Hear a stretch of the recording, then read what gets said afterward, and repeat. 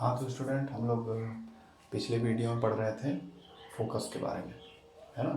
और ये formula derive होकर आया था। इसके पहले थोड़ा सा और हम लोग हल्का सा समझ लेते हैं, फिर आते हैं फोकस के उस फार्मूले पे, है ना। तो हम लोग फोकस के बारे में जो मैंने डेफिनेशन पूरा नहीं लिखा था उसको पूरा कर देता हूँ। When parallel ray of light intersect on principal axis after getting reflected from the mirror, the point of intersection on principal axis is known as focus भी बोलते हैं या फिर इसको प्रिंसिपल फोकस भी बोलते हैं।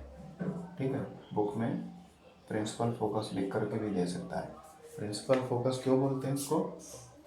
क्योंकि ये प्रिंसिपल एक्सिस पे ही किसी पॉइंट पर मिलता है, इसलिए इसको प्रिंसिपल फोकस भी बोलते हैं या फोकस भी बोलते हैं।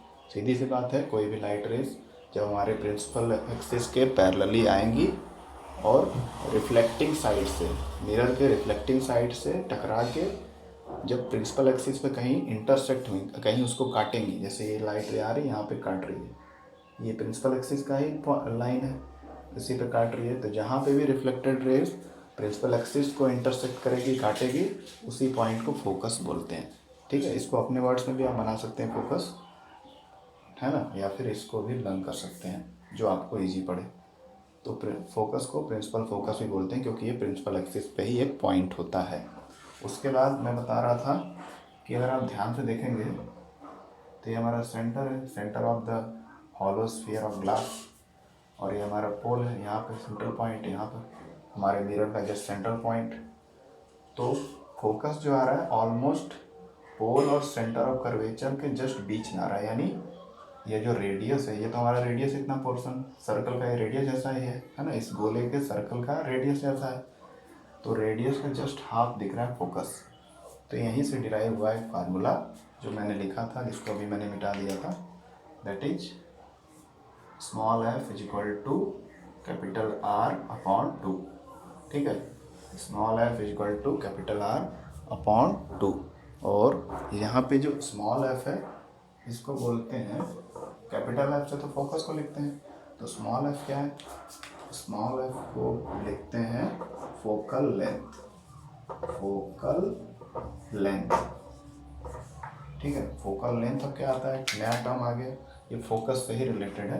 ठीक है, तो फोकल लेंथ क्या है हमारा, देखिए, फोकल लेंथ मतलब पोल इस पॉइंट से और इस पॉइंट की जो दूरी है, पोल से और फोकस पॉइंट से जो बीच की जो दूरी है उसी को फोकल लेंथ बोलते हैं। ठीक है, पोल और फोकस के बीच में जो दूरी है, जो लेंथ ऑफ पाथ है, उसी को हम लोग फोकल लेंथ बोलते हैं। तो ये जो डिस्टेंस है यहाँ से यहाँ तक का, यही हमारा स्मॉल एफ है। क्या है? Small f. Small f means focal length. कहाँ से कहाँ ये नापा जाता है? Distance between pole and focus या प्रिंसिपल फोकस। फोकस और पोल के बीच में जो गैप है, जो लेंथ ऑफ पाथ है, उसी को हम लोग फोकल लेंथ बोलते हैं। ठीक है, यानी हम लोग नाप भी सकते हैं, जो लाइट रेज रिफ्लेक्ट होकर आएंगी पोल एरिया से, यानी कि जो मिरर है उसके सेंट्रल पार्ट से जहाँ पे लाइट रिफ्लेक्ट हुई उसकी दूरी नाप लेंगे, that is our focal length. और फोकल लेंथ हमेशा किसके बराबर होता है? रेडियस ऑफ कर्वेचर के हाफ के बराबर होता है। r/2 का मतलब क्या हुआ? Half of the radius of curvature. ठीक है, तो यहाँ पे f हो गया फोकल लेंथ, r हो गया radius of curvature, radius of this curvature, ठीक है, और 2 मीन्स जस्ट हाफ, है ना। तो ये चीज़ें याद रखनी है आपको कि फोकस जो होगा या फोकल लेंथ जो होता है, ठीक है, वो रेडियस ऑफ कर्वेचर का आधा होता है। r/2 इसलिए लिखा है, r का हाफ होता है। रेडियस हमारा इतना हो गया और फोकस या फोकल लेंथ हमारा उसका जस्ट हाफ होता है। ठीक है, क्लियर? ये समझ में आ गया होगा आपको। इस फार्मूले को रीअरेंज करके भी लिख सकते हैं दूसरे तरीके से। चलिए इसको लिख लेते हैं एक बार फिर से रीअरेंज करके, है ना। मैथमेटिकली आप अगर 3 टर्म हैं तो उनको रीअरेंज भी कर सकते हैं फार्मूले में। तो इस फार्मूले को अगर रीअरेंज हम लोग करें तो R = 2 × F, ये भी बन सकता है ना। यानी रेडियस ऑफ कर्वेचर जो है फोकल लेंथ का 2 गुना है, 2 × F। इसका मतलब यही हुआ ना, 2 × F यानी 2 times of the focal length. तो हमारा रेडियस ऑफ कर्वेचर जो है फोकल लेंथ का 2 टाइम्स है, क्योंकि रेडियस ऑफ कर्वेचर में आधा आता है फोकल लेंथ, एक और आधा मिलाएंगे तो दोनों आधा आधा मिलकर कितना हो जाएगा, मतलब दोनों फोकल लेंथ मिला के क्या हो जाएगा, एक रेडियस का कर्वेचर हो जाएगा।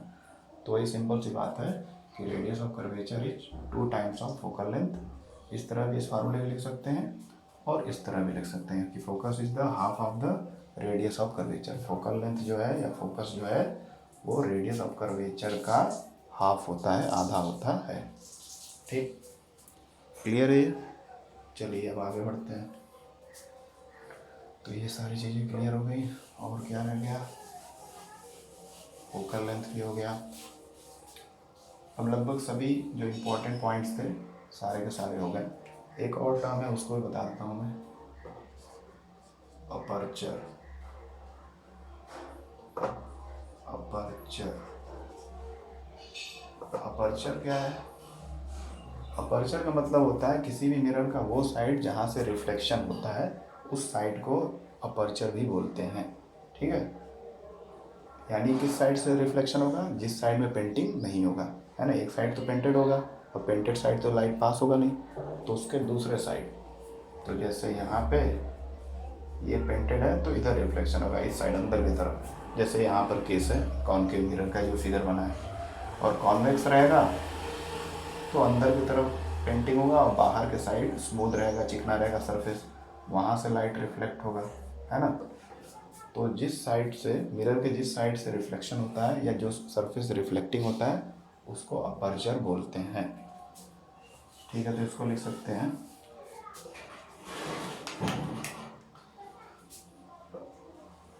लिखते हैं इट इज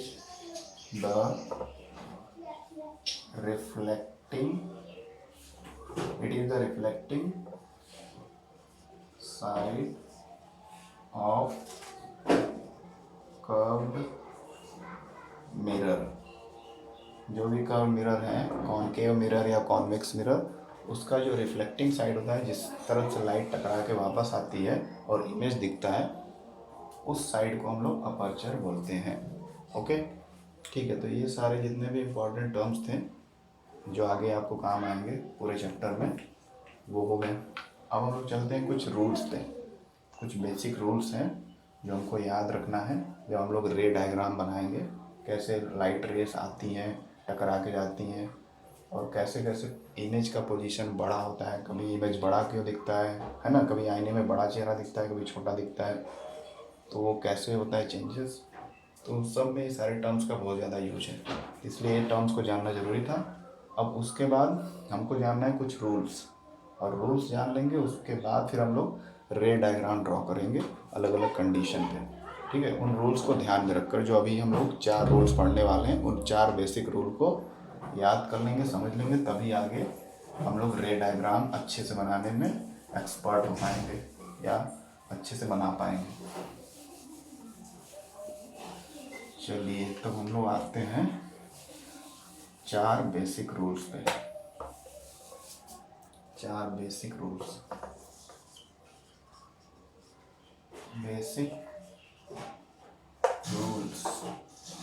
बेसिक रूल्स, ठीक है, बेसिक रूल्स। इसको थोड़ा सही से लिखा जाए।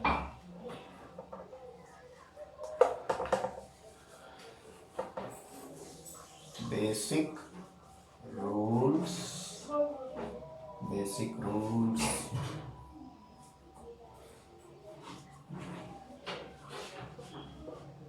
For curve mirror, curved mirror, curve mirror जो है, कॉनकेव मिरर, कॉन्वेक्स मिरर, उनके लिए कुछ बेसिक रूल हैं, वो हमको जानना ज़रूरी है। ठीक है, ये जो रूल है हमको काफ़ी मदद करेंगे रे डायग्राम बनाने के लिए। ओके, चलिए तो स्टार्ट करते हैं। सबसे पहले फर्स्ट रूल। अब फर्स्ट रूल में हम लोग क्या करेंगे, दोनों मिरर को थोड़ा थोड़ा बना लेंगे और दोनों का ही डायग्राम बनाकर समझते रहेंगे, एक साथ कॉनकेव और कॉन्वेक्स दोनों को बनाकर छोटे छोटे थोड़ा डायग्राम क्लियर बना के समझेंगे। ठीक, तो पहला रूल क्या है, डायग्राम बनाते हैं। ये हमारा कॉनकेव मिरर, ये हमारा कॉन्वेक्स मिरर। ये ऐसे बनाने से कॉनकेव कॉन्वेक्स नहीं हुआ, अभी पेंटिंग देखा जाएगा किस साइड पेंटेड है। तो ये हमारा पेंटेड साइड है, आउटसाइड यानी उभड़े हुए साइड में पेंटेड है तो कॉनकेव, और इनवर्ड अंदर की तरफ पेंटेड है तो कॉन्वेक्स। अब क्लियर बता सकते हैं हम लोग कि कौन सा कॉन्वेक्स मिरर है और कौन सा कॉनकेव मिरर का सिंबल है। ठीक, अब लिख देते हैं नाम, कॉन्वेक्स मिरर, कॉनकेव मिरर। ठीक, कॉन्वेक्स मिरर, कॉनकेव मिरर। हाँ, तो फर्स्ट रूल के लिए पहले हम सारे जो भी पॉइंट्स पढ़े उनको ड्रॉ कर लेते हैं। एक सेंटर पॉइंट मान लेते हैं, ये प्रिंसिपल एक्सिस है, इसमें भी प्रिंसिपल एक्सिस होगा, है ना। ओके, प्रिंसिपल एक्सिस, यहाँ पे पोल होगा, सेंटर पॉइंट मिरर का यहाँ भी पोल होगा। यहाँ पे मान लेते हैं centre of curvature S C है, और इन दोनों के बीच में हाफ पार्ट क्या होता है हमारा, एफ होता है, फोकस। अब इस मिरर के लिए ये इधर इसका गोला बनेगा तो इधर इसके सेंटर ऑफ कर्वेचर हो गए, है ना। तो यहाँ मान लेते हैं इसका सेंटर ऑफ कर्वेचर है और इसके जस्ट मिडिल में, इस पूरे लाइन के मिडिल में हमारा फोकस है। ओके, चलिए, तो पहला रूल क्या कहता है, पहला रूल है कि जो लाइट रेज होती हैं अगर वो पैरेलल आती हैं, ठीक है, प्रिंसिपल एक्सिस है, हमारा लाइन जो है स्ट्रेट लाइन, ये प्रिंसिपल एक्सिस है।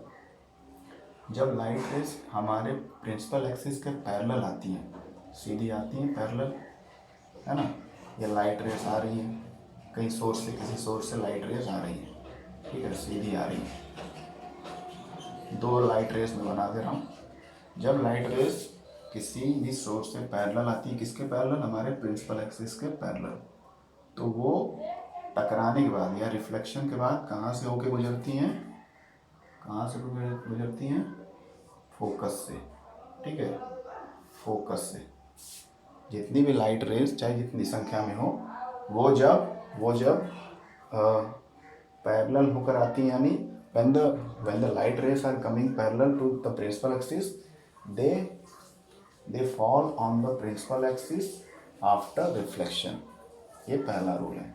जब भी आप रे डायग्राम बनाएंगे तो ध्यान देंगे कि अगर पैरेलल रेस बना रहे हैं प्रिंसिपल एक्सिस के, तो टकराने के बाद हमेशा कहाँ से पास होगी, फोकस से पास होगी। ठीक है, तो ये तो कॉनकेव मिरर का केस बन गया।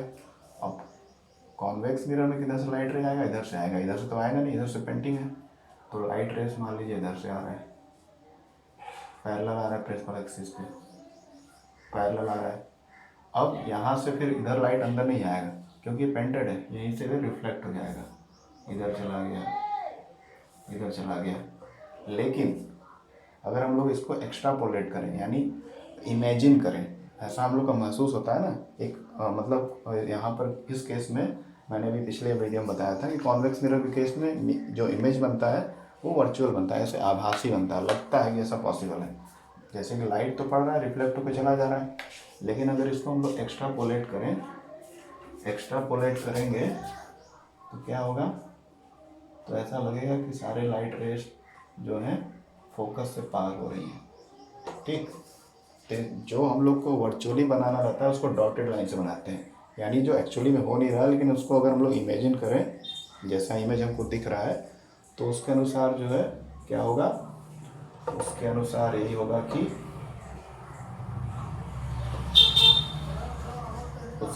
होगा कि सारे लाइंस जो लाइट रेस लगेंगी कि फोकस से होके जा रही हैं, ऐसा मालूम पड़ेगा।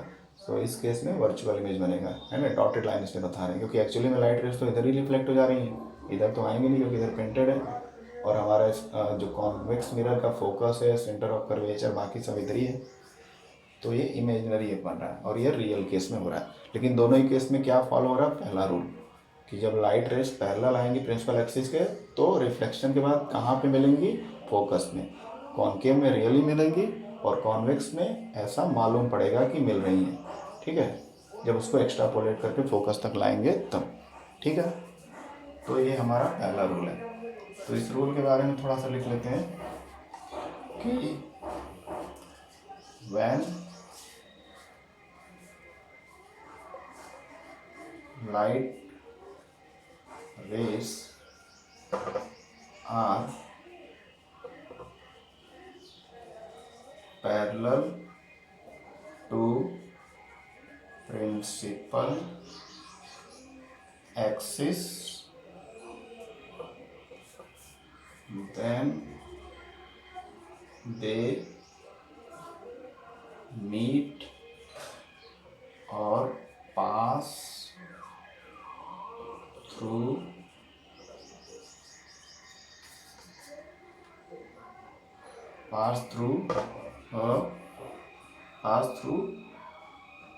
focus after reflection,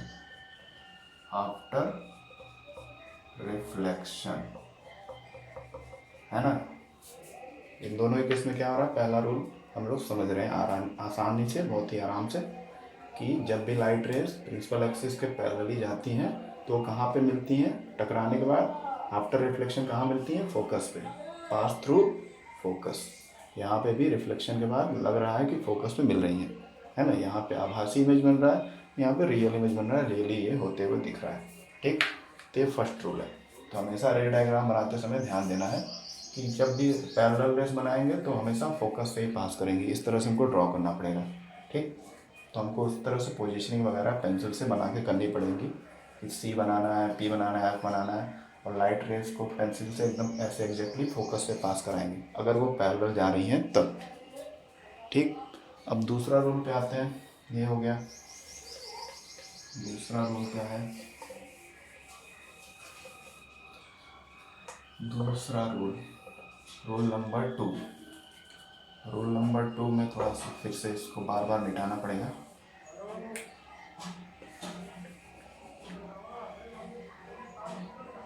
बार बार इसको मिटाना पड़ेगा क्योंकि लाइट रेस जरूरी नहीं कि हमेशा पैरेलल ही आए, है ना। लाइट रेस का एंगल ऑफ इंसिडेंस अलग अलग हो सकता है, अलग अलग एंगल से वो गिर सकती हैं हमारे मिरर पर। फिर पैरेलल का केस था, पहला रूल जो था कि पैरेलली अगर लाइट रेस आएंगी तो क्या संभावना है, लाइट रेस रिफ्लेक्शन के बाद कहाँ से होके जाएंगी। अब लाइट रेस का रास्ता बदल गया, किसी और एंगल से, किसी और तरफ से आप मूव करते हुए आ रही हैं, तो उस केस में हम लोग देखेंगे कि क्या होता है।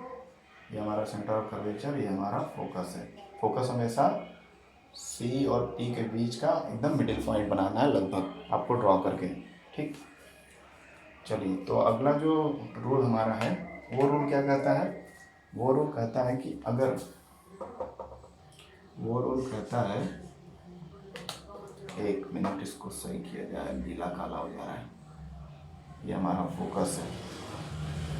हाँ, तो नेक्स्ट रूल हमारा जो, वो क्या है कि अगर लाइट रेज फोकस पे डायरेक्टली पड़ रही है, पहले तो हम लोग पढ़ रहे थे कि पैरेलल पड़ रही है, लेकिन अब बोला जा रहा है कि मान लीजिए बहुत सारी लाइट रेज फोकस पे डायरेक्टली पड़ रही हैं, ठीक है, यानी यहाँ पे डायरेक्टली तिरछी आ रही है किसी और एंगल से, ठीक है। फोकस पे लाइट रेस डायरेक्टली आ रही है, फोकल पॉइंट से आ रही हैं, तो क्या होगा, तो वो आएंगी, टकराएंगी रिफ्लेक्टिंग साइड से और रिफ्लेक्ट होकर पैरेलल हो जाएंगी। कितनी भी रेस आएंगी मान लो, है ना, और भी कई सारी रेस आएंगी, यहाँ तो हम लोग एक दो ही बनाएंगे सुविधा के लिए। तो वो टकराएंगी और फिर रिफ्लेक्ट होकर पैरेलल हो जाएंगी, है ना। ये दूसरा रूल है, ये है रूल नंबर 2। पहले रूल का जस्ट उल्टा कह सकते हैं। पहला रूल जो है क्या कह रहा था कि जब पैरेलल रेस आएंगी तो फोकस से होकर गुजरेंगी। अब दूसरा रूल क्या कह रहा है, जब light rays directly focal point से होकर आएंगी तो टकराने के बाद या रिफ्लेक्शन के बाद वो पैरेलल हो जाएंगी और वापस जिस दिशा में जाना होगा वो चली जाएंगी, है ना। तो ये दूसरा रूल है। तो इस केस में बना लेते हैं। ये तो हो गया कॉनकेव मिरर के केस में। अगर कॉन्वेक्स में बनाएगा तो क्या होगा, फोकस से आ रही है यानी कि लाइट रेस कुछ तिरछी आएंगी। इसको मानना पड़ेगा, इमेजिन करना पड़ेगा, है ना, क्योंकि ये तो पेंटिंग के दूसरे साइड है फोकस। तो इसके इक्वल ऐसे लाइट रेस मान लेते हैं, लाइट रेस आ रही है, ठीक। तो लाइट रेस आ रही है और फिर मान लेते हैं, इमेजिन कर लेते हैं कि ये फोकस तक जा रही है, फोकस पे आ रही है और फिर टकराने के बाद रिफ्लेक्शन के बाद क्या हो जाएगी, पैरेलल हो जाएगी। किसके पैरेलल हो जाएगी, प्रिंसिपल फोकस के पैरेलल हो जाएगी, है ना। तो कुछ इस तरह का सीन बनेगा rule 2 for the convex mirror. और कॉनकेव मिरर के लिए इस तरह का सीन या इस तरह का डायग्राम बनेगा, ठीक है। तो दूसरा रूल क्या कहता है, दूसरा रूल कहता है कि when rays pass when rays pass through focus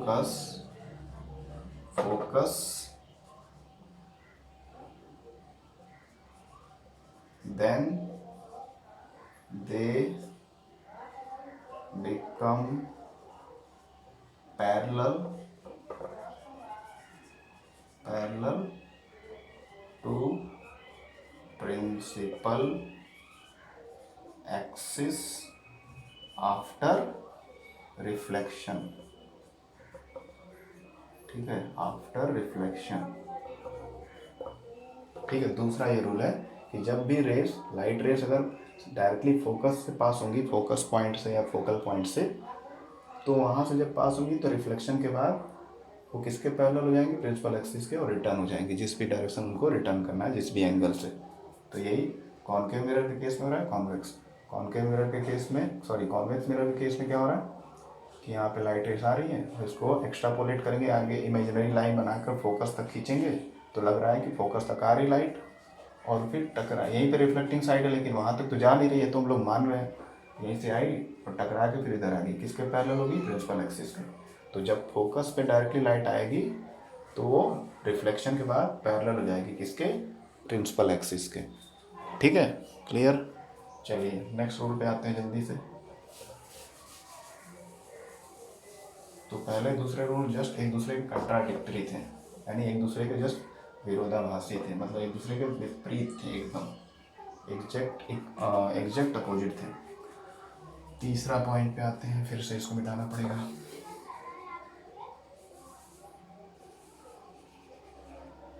most of the cases में इधर तो सारे के सारे इमेजिनरी हमको बनाने पड़ेंगे, क्योंकि पेंटेड साइड दूसरी साइड इधर, तो लाइट उधर जाएगी नहीं, हमको इमेजिन करके डॉटेड लाइन से शो करना पड़ेगा।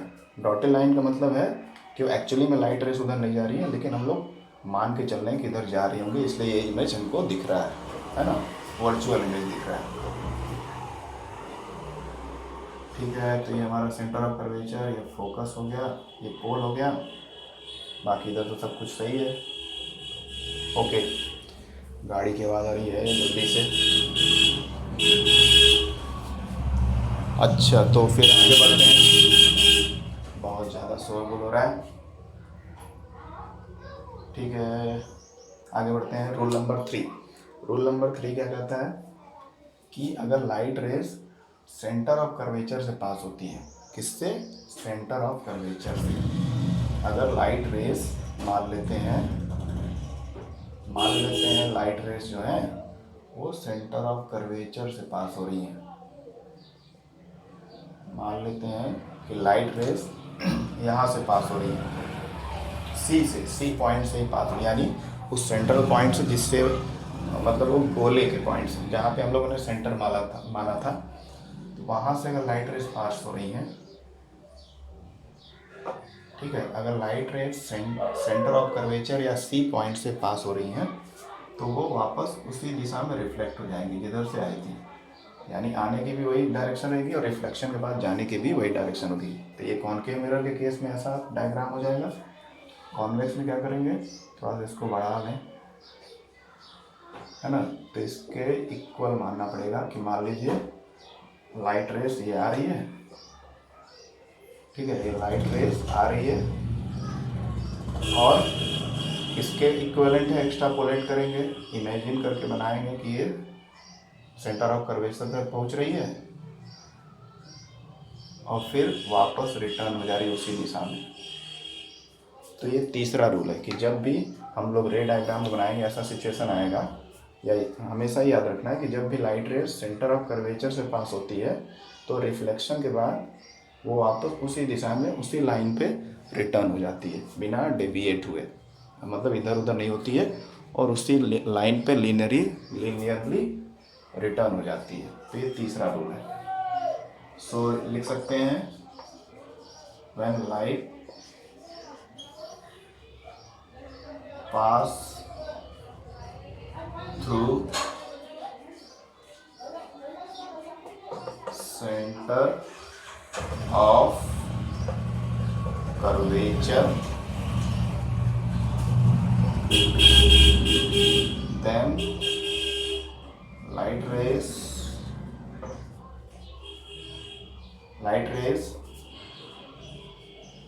return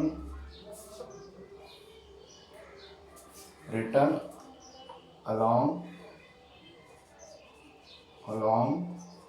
the same path, ठीक है,